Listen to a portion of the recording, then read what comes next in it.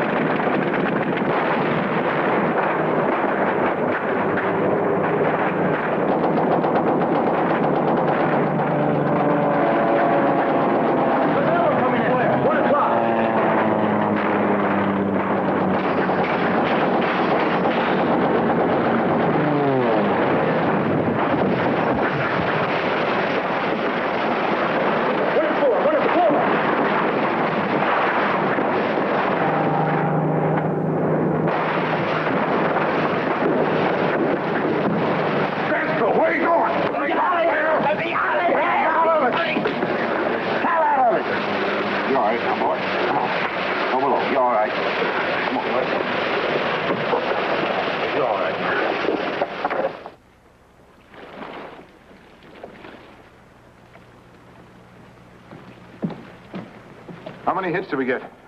2, sir. Nothing serious. All right. Secure all battle stations. Secure all battle stations. Secure all battle stations. Well, I hope it's the last we see of them for a while. Sir, all gun crew reports secured. What was the foul-up on number 1 gun? Driscoll came unglued, sir. Well, take him below and have Harris tend to him. I did, sir, but Harris is in no condition to treat a sick dog. Again? Yes, sir, again. The engineering officer reports, sir, the electrical board is out. Be at least 6 hours before repairs are completed. All right, boats. Aye, sir. Well, this is sure a lucky day. So for 6 hours, we just sit here. Wonder how long it'll be before one of their reconnaissance planes spots us. It'd be quite an afternoon, sir. Could be. What do you suppose made young Driscoll crack up? He'll be all right. I'm not worried about him. Harris? Yes. I think I understand, Harris. Well, I don't, sir.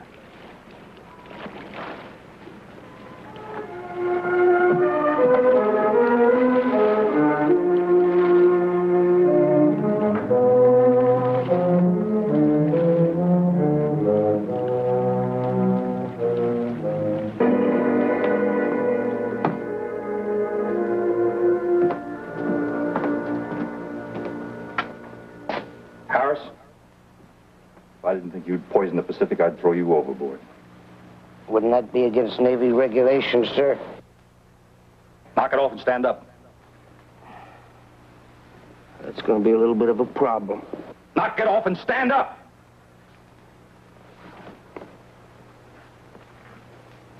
Oh, I've had a belly full of you, Harris. I've had you. Run up to there. Put this man in the brig. Aye, aye, sir. Let's go, Harris. All right, gently. Let's go. Come on, brother, gently.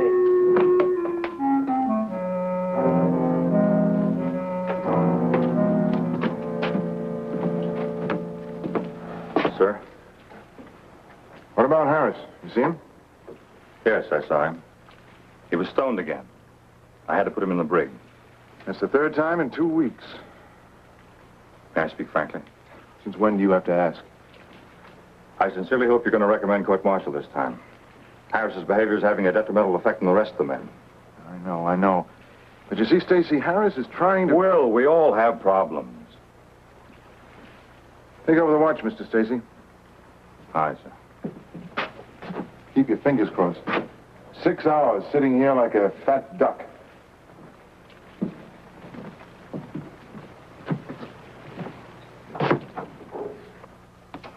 On your feet, Harris. On your feet. All right. That's all, Bosun. Aye, aye, sir.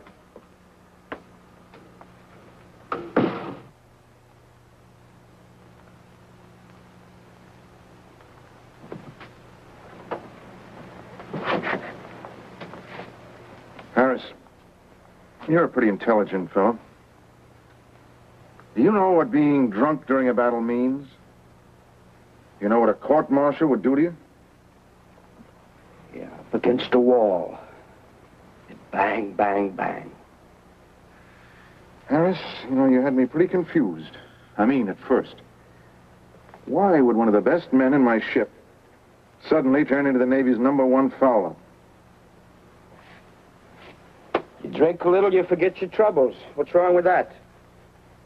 You ought to try it, Captain.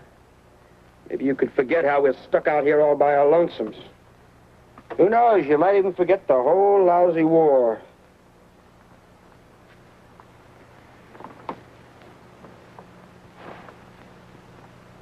Has the drink helped you forget your brother? Yeah, I found out about it a couple of days ago. What loudmouth slob? That's none of your business. Everything on this ship is my business, and don't you ever forget it. How old was he? What are we gonna have, a nice little heart-to-heart talk? 19. A rich, full life, huh, Captain? I'm sorry. Who isn't? Everybody's sorry. The Navy Department, my mother, the girl who was in love with him. Nobody's as sorry as me. I talked him into enlisting.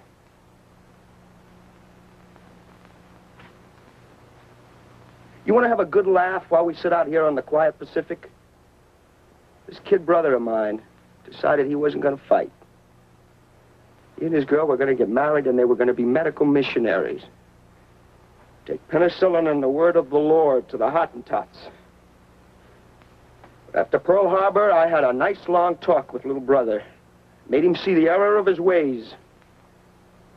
You should have heard me, Captain. You would have been real proud. I used every cliche in the book. I didn't miss a one. You have to do God's work with a gun before you can do it with a medicine and a hymn book. I even said that. Well, isn't that about true? Captain, you're not going to tell me my kid brother died for any noble cause. Come on, he died because a bomb exploded, period. End of report. You really think that's the end of it? I mean, for him. What else is there? You mean like up yonder? Who knows? I know. There's nothing. Nothing except what you can see and hear and touch, and you can quote me. This is real. This lousy ship, this stinking brig. You and that little gold braid. That's real. There isn't anything else. There's nothing else. That's also real, Harris. And that's the only reality, God help us. If you have to hate somebody for killing your brother, try hating the enemy.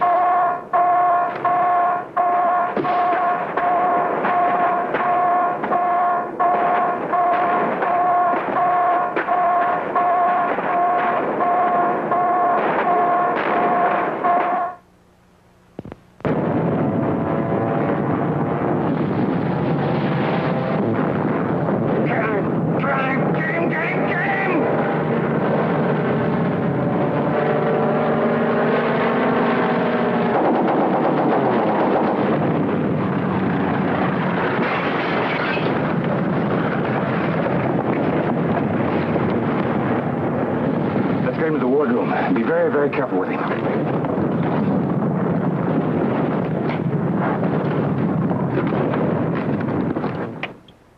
But, sir, you know we're under strict orders not to break radio silence. Just do as I tell you. Contact the heavy cruiser Athena and tell them I want to talk to their chief surgeon.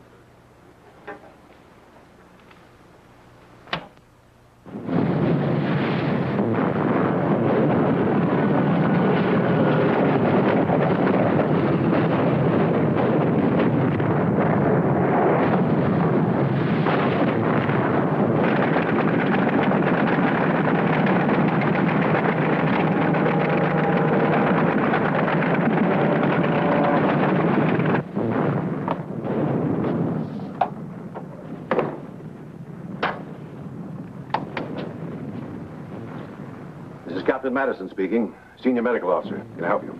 This is Lieutenant Commander Stacy. Commander Fielding, our skipper's badly hurt. He's bleeding to death. We don't know what to do. Fielding? Bill Fielding? Well, isn't there anybody aboard who... We've got nobody. Nobody? There's a fellow up in the brig who's supposed to be a pharmacist's mate, and that's all. What's his rating? Before we busted him, he was a pharmacist's mate first class. Send him up to the radio shack. I want to talk to him. Sir, he's hopeless. Mr. Stacy, I'm afraid he's the only hope you have.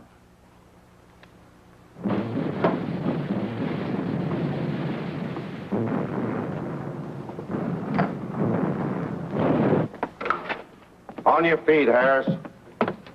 Welcome to my home away from home, Mr. Stacy. On your feet. You gonna throw me in the ocean like you promised? Move, Harris.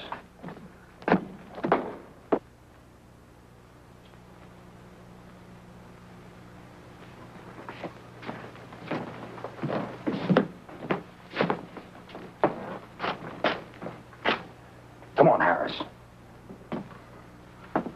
Check that shrapnel wound in his neck. We need to know just how serious this is. Now, wait a minute, I'm no doctor. You check it, Harris.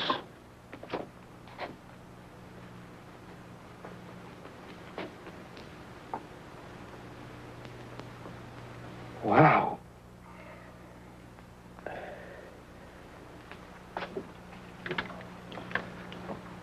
Harris is with me now. Here he is. Tell him what you told me. I examined Commander Fielding. What did you find, Harris? He's got a hunk of shrapnel in his neck. Exactly where? It's on the left side, a couple of inches above the shoulder.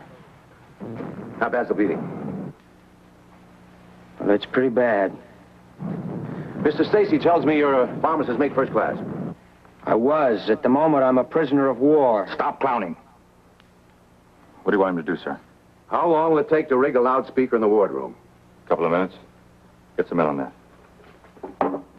Good. Now have Harris break out the instruments and start scrubbing. Contact me later. Yes, sir. What's he talking about? What for? Get to the wardroom on the double. What for? Get to the wardroom, Harris! The way I feel, I couldn't take the nail out of a bedpost. What if I say I just won't do it? What are you going to do, shoot me? You're going to do it. Look, can I get this through your head? Even if I was feeling okay, I couldn't do it. Madison's one of the best surgeons in the fleet. If he thinks it might work, that's good enough for me. Yeah, but the skipper's not a bad guy. This is like killing him. And if we do nothing, what happens then? Here.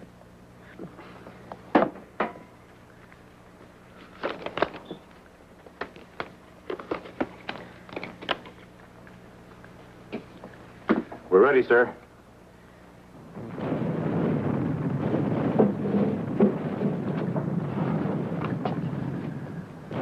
Have you started the plasma? Yes, sir. Look, sir, I got the shakes so bad I can't do this. Is he still unconscious? Did you hear what I said? Is he still unconscious? Yes, yes. All right, good. Now, we can't risk using anesthetic in his condition. Sir, will you please listen to me? Now, you listen to me. This is tough. We're stuck. You're going to do it. You're going to follow my instructions quickly and carefully. You're going to do exactly what I tell you to do. Your skipper happens to be a very good friend of mine.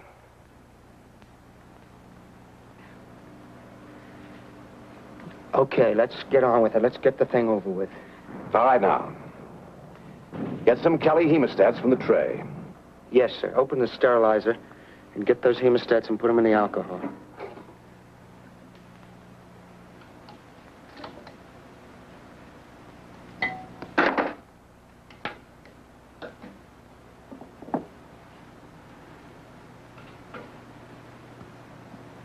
All right, sir.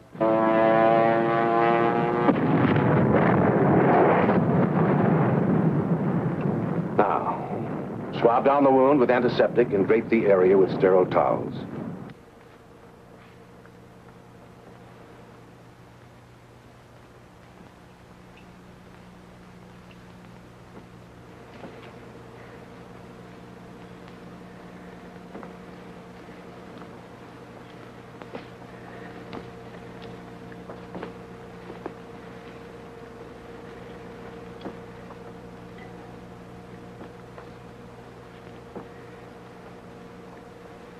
Okay, sir, that's done. Sir? Dr. Madison? Dr. Madison, are you there? Yes. All right now, Harris. The first step is to clamp off the small veins, tie them with a suture. You'll see which ones I mean when you begin. If we're lucky, you'll have no difficulty locating them.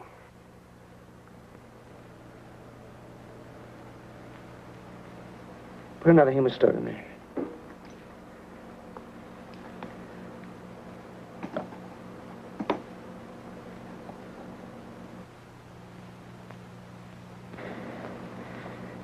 Okay, sir.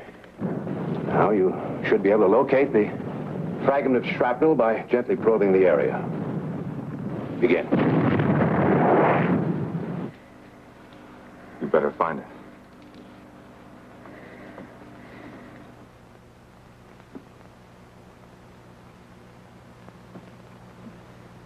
Look, will you wipe my forehead, please? Have you found the fragment? Yeah, I found it. What's the exact position? It's just left of the jugular vein. Almost touching it. I was afraid of that. Now listen closely, Harris.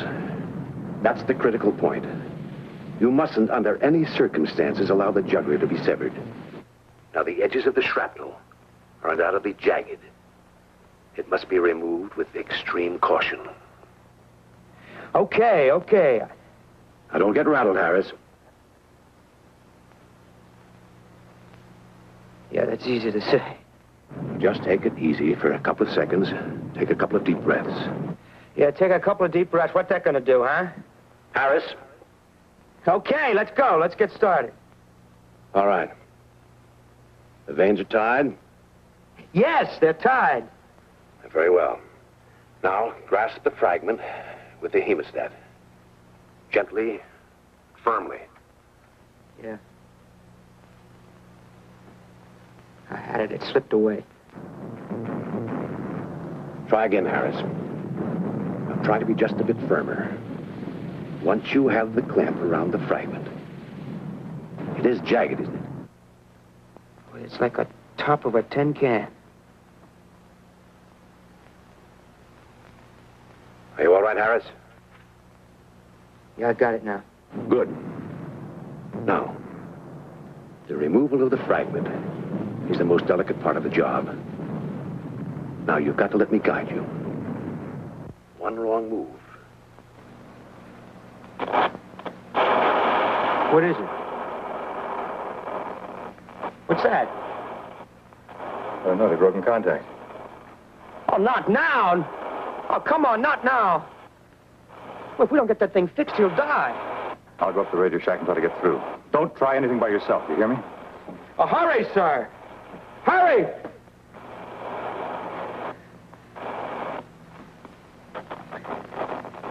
Oh, come on.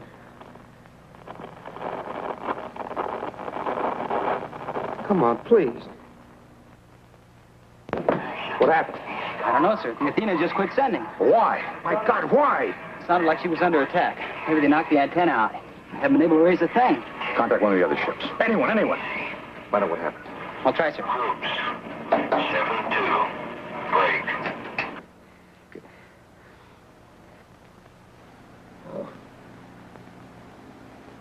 Dr. Madison, for God's sake. Come on, please. Harris? Harris? Yes, sir. What happened? We lost contact. Is Fielding still all right? Yeah, he's still breathing. Well, let's get on with it. Oh, the clamp slipped. Look, I'll have to reach the fragment again.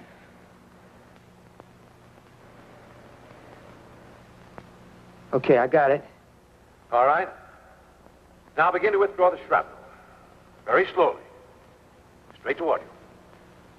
That's it.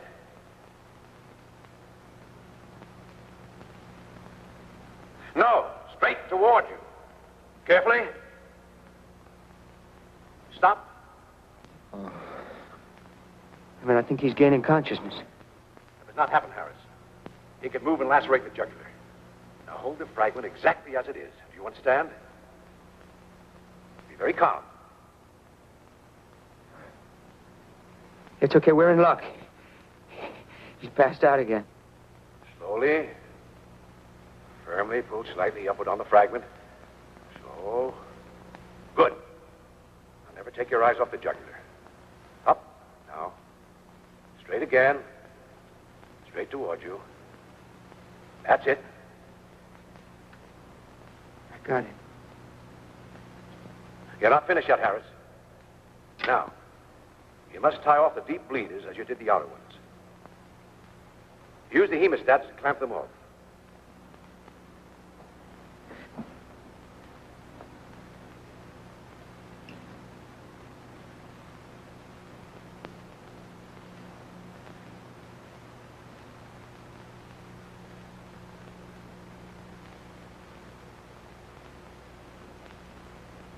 Okay.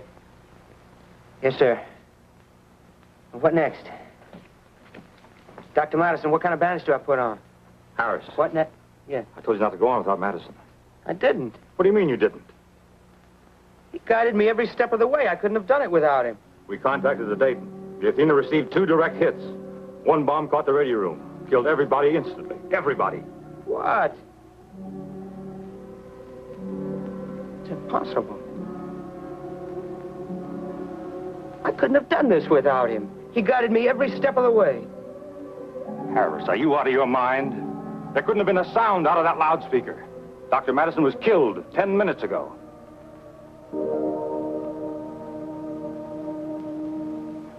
Lieutenant Commander Stacy was right about one thing. The heavy cruiser USS Athena did take 2 direct bomb hits from enemy aircraft at 10:40 hours, March the 22nd, 1944. One of the bombs knocked out the communication system of the ship, at the same time killing radio man First Class Tom McCrory and Captain Clyde Madison, the senior medical officer aboard the USS Athena. I suppose, too, that we reasonable people must agree with Lieutenant Commander Stacy on another count. After Madison was killed, the further transmission of his voice was absolutely impossible. But it was also absolutely impossible for pharmacist mate Harris, an untrained man, to complete this final and most complicated stage of the operation without his voice. To really explain what happened in that hot, steamy wardroom, we cannot look simply to logic or reason, can we? I can only tell you that there is now, living in Southern California, a retired naval officer who has a word for it. His word is miracle. His name is Will Fielding. In a moment, something about next week. Kill? Can it kill 9 times in 9 consecutive generations? Seems incredible, doesn't it? Well, next week, we will bring you one of England's most celebrated outbreaks of witchcraft. We hope you'll be in the audience.